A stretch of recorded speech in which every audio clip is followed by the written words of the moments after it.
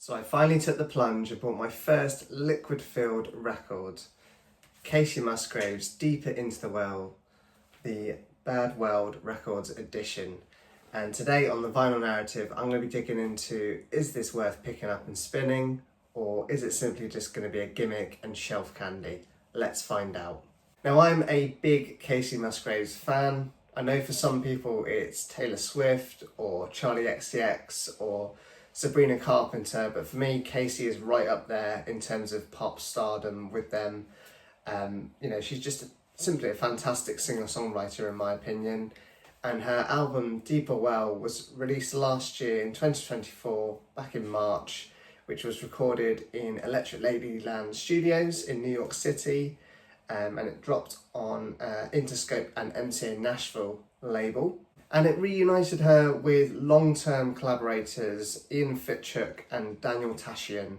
The critics were into the release as well. It generally got a favourable opinion and reception. So on Metacritic, it kind of landed around that high 70s mark. And it was just, for me, a return to form of Kacey. The whole project kind of leaned into her, self-reflection and Saturn return kind of vibes, and just a very calmer and folky kind of palette, but she still kind of held onto those pop sensibilities and quite simply her country roots as well. That's sprinkled throughout the album, which is really, really nice as well. But let's get into this edition. This is almost an anniversary edition or an expanded edition of Deeper Well, because it's titled Deeper Into the Well, and it contains a bunch of bonus tracks, as well as an interesting final track, which I'll cover later. But this edition was released on Bad World Records, which are essentially a sister company to Blood Records, who are starting to garner quite a reputation, especially over in the UK, for these kind of wild releases. But Bad World is basically their kind of sister company that specialises in non-standard vinyl pressing. So that is everything from like liquid-filled records to kind of diamond-filled. They've done ones with like feathers and flowers pressed in the vinyl itself. It's all quite strange and almost gimmicky as well.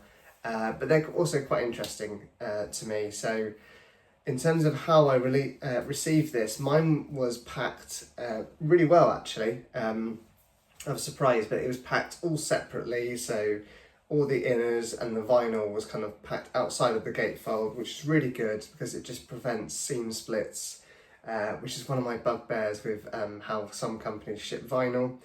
I think the record should always be shipped outside of the outer jacket in its inner sleeve, so you're less likely to get a seam split. So the outer jacket is a standard colour gatefold jacket, nothing too special. It's kind of thinnish cardstock. It's not terribly thin, it's kind of standard really. But it is very nice, representation. It's got some nice embossing, which hopefully comes up on the camera there. Just down here, you've got some logos from this era of Kacey's music. And then you've got the alternative cover, which is very different to the main cover that this Deeper Well comes with. I think this is a nice picture of her and a bunch of ducks and things like that, so it's nice.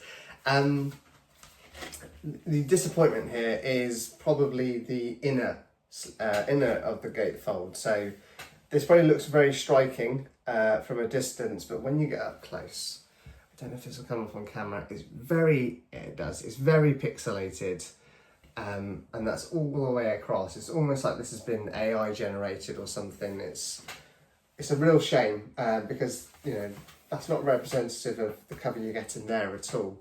This all feels really premium outside, but yeah, the interior images are just, I don't know what's gone on there. They've either just lifted those from her Instagram page or they've used AI to generate this. I'm not sure what's gone on.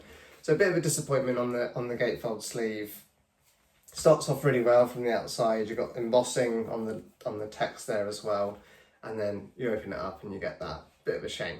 So even though the QC kind of feels like it slips there, what you do get inside are some nice inner sleeves, so die cut inner sleeves. Again, these aren't perfect for vinyl, but it's really nice aesthetic. I'll give them that. You get two of these, so you get one for the liquid filled disc, which also comes in another sleeve, and I'll show that in a minute. But you also get another one for the bonus disc, which is just a solid olive vinyl pressing. So yeah, you know, these are nice die cut sleeves, but you know, they're not great for vinyl, like I say, and I end up re-sleeving anyway, but they're just nice for the kind of completist sake, I think. And here is the second disc, the bonus disc, so I've got it wrong way around. Yeah, it's a very similar kind of sleeve, just has Deeper Well and Kacey Musgraves, and then you've got the track listing on the other side. The vinyl, the liquid filled vinyl, comes in this PVC sleeve, which is a nice sturdy sleeve and probably just about right for a liquid filled vinyl, because it feels like if, God forbid, it ever did leak, this is going to contain that leak, which is what you're probably after. The downside to these sleeves is that sometimes this can cause off-gassing, and you know, that's going to affect the PVC of the vinyl as well. So I'll probably we'll end up, you know, re-sleeving the liquid filled into a sleeve that I trust, because I don't know what the details are of this other than it's a PVC sleeve. So I'll probably re-sleeve it just to be safe and, you know, keep it for the long term. Okay, so in terms of what you get from the vinyl, let's start with the liquid filled, because this is probably the bit you're looking for. This is the liquid filled 4-colour splatter vinyl with nice green, kind of an olivey green liquid in the middle, and yeah, this feels really nice. It's very thick, it's a thick boy, this one. I don't know if that'll come up on camera, but it's essentially 2 vinyl records kind of sealed together with liquid in the middle. But the fact that this is a splatter, I don't think I've seen a liquid filled splatter before, and I love splatter vinyl. Even though it doesn't always sound the best, I think they just look visually stunning. As you can see, the liquid flows really nicely in this, so, you know, hats off to Bad World and Blood Records and Craig at the company. They've worked really hard to kind of R&D this and make it look really nice. This is probably one of the nicer liquid fills I've seen in person. Just really pleased to have this one because I think it looks great. And in terms of the other disc that you get, the bonus disc with bonus tracks of the album, that is a kind of standard vinyl, because it's not liquid filled, but it's a nice olive green, not quite 180 gram, I'd say it probably feels like 150. I haven't weighed it or anything, but it doesn't feel like 180. Nice flat pressing as well. Both of them are really flat, which is good, because that helps with the playback, which we'll come on to now. Okay, so in terms of the playback on the liquid filled disc, it does have a slight noise floor, which honestly, it's far better than I expected actually.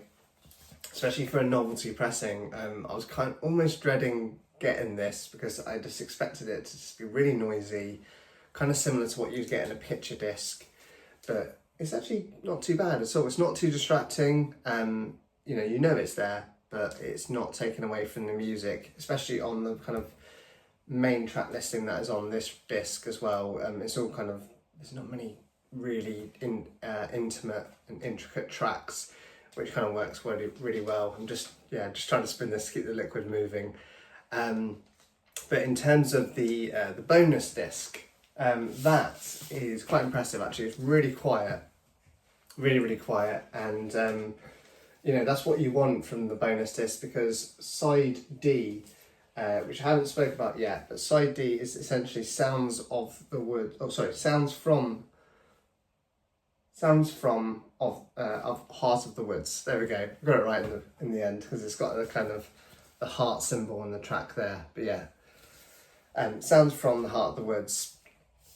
Sounds really lovely. It's just a meditative track of literally sounds from the woods that have been recorded with nice kind of instrumentation woven in, and you really appreciate a low noise floor on that kind of song or track. Yeah, this is flat, quiet, sounds fantastic, really well done, really nice pressing. So in terms of mastering, the lacquers here are cut by Gylda, at POV, which is essentially Press On Vinyl, and that's the kind of in-house Blood Records and Bad World Records pressing plant. So Gylda, she's starting to get a bit of I think it's a she, started to get a reputation for a decent mastering engineer, and overall this job is pretty good. It's a really good musical remaster. Kacey's highs, her vocal and the acoustic guitars, they're kind of crystal clear, but they're not too piercingly high, which is a bit of a relief for your ears. But I think where it kind of falls a touch short is in the mids. So some of the orchestration and a bit of the body of the drums feel a little bit polite, I guess. I would have liked a bit more of that in this. I think overall I still prefer the Ryan K. Smith cut from Sterling Sound, which is on the original pressings from 2024 of the main album, which I'm holding in my hand here, and this is the one with the another alternative artwork. It's just got a bit more mid-range presence in this cut, and it's a bit more balanced. But that said, this pressing has a vibe, and then obviously so does this one. Neither of them are bad, they're just kind of different tastes. And on this version, the one that Gylda's done for Bad World, I think tracks like The Architect really shines. And then on the bonus disc, I'd say it's tracks like Flower Child are a real standout. And sonically it's kind of closer to what I think maybe Kacey would have been going for, but who knows. I think overall I kind of probably prefer the Ryan K. Smith mastering, but I'm still going to listen to this. Okay, so my final verdict then, I think I'd give this an 8.5 out of 10. The exclusive artwork and the stunning liquid press and the bonus disc, the nice olive colours bonus disc, they all sound really, really good. Maybe downsides to this release are the low res gatefold artwork. That's a big disappointment for me. I know you can't hear artwork, but you're going to look at it occasionally and probably be a bit put off by that.